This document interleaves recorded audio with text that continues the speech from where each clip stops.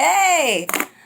Okay, so I was going to try to memorize a lot of this, but the amendment that I chose came with an amazing amount of research that I could not get away from, which is also why I'm posting last minute. So I have wrote my awesome presentation right here, so forgive me for reading it. It's been a crazy week. All right, so the amendment that I chose to do is going to be the 19th Amendment, which has to do with the women's right to vote. And the women have been fighting for the right to vote long before it was ratified in 1920. Back before the Continental Congress even adopted the Declaration of Independence, Abigail Adams said to her husband, John Adams, "Remember the ladies and be more generous and favorable to them than even to your ancestors." So this year is our next year is our centennial year, which is one of the main reasons why I chose to do this amendment, but also to give credit and respect to the long, hard, and at times gruesome fight that women fought for only over 70 years to gain their natural right to vote. The very first Women's Right Convention, later known as the Seneca Falls Convention, was held July 19th and 20th in 1948.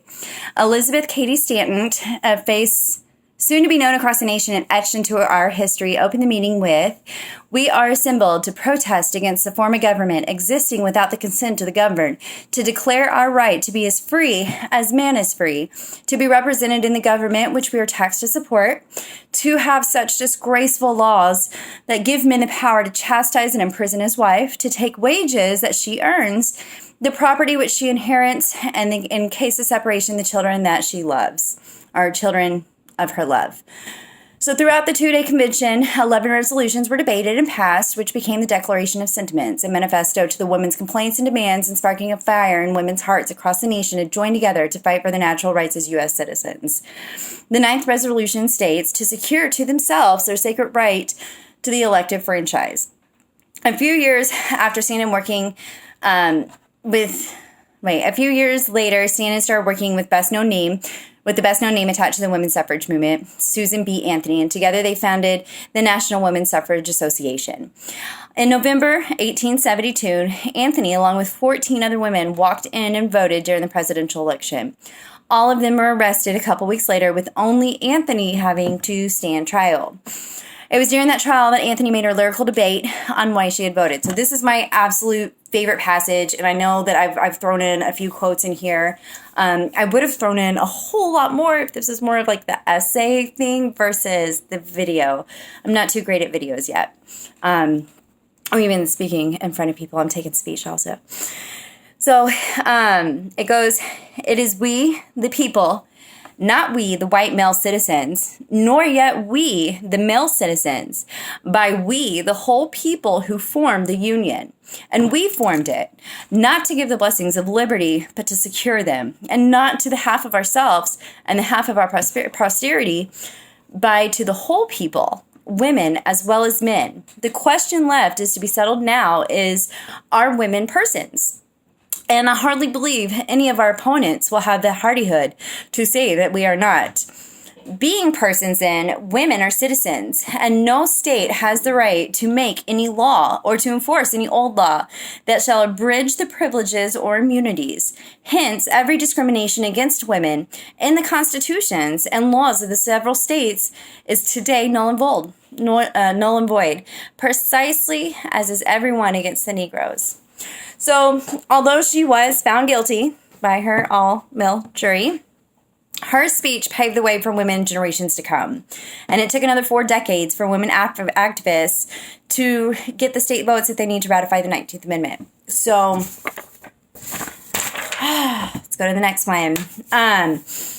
So this fight, it carried on long. So remember that was 1948. Later on, you have women doing these nice silent protests outside the White House. They get thrown into jail. They get thrown into a women's prison. They get treated like crud. They have, they don't eat. They're getting very sick in there. I mean, and when you're out there and you're rioting and, you're going by the constitutions, well, that, reaches back to the First Amendment. And we have that freedom of speech. Like today, if we go out there, we protest, we are completely protected. Thank you, First Amendment, which so were they. And the president and the law back then, they found it as they were an obstruction to justice, to peace, not justice, not obstruction to justice, to peace. They were causing a scene in so many words. Maybe I should have put that in my notes too. So on May 21st, 1919, the House passed the resolution to approve the Susan Anthony Amendment. And with a vote of 304 to 89, well above the 2/3 that was actually needed. And then from there, 2 weeks later, on June 4th, the U.S. Senate passed the 19th Amendment with just over the needed 2/3 votes at 56 to 25. So the next step after that was June 4th. So it took an entire year to the following August for them to get the state votes that they needed. So it's at 2/3 of the states that they still have to get. It kept going. And it kept going. The northern states, they were like, yeah, let's do it. In fact, Wyoming, they were the first ones, and I actually printed something out on that too because I thought that was an absolute amazing story about Wyoming.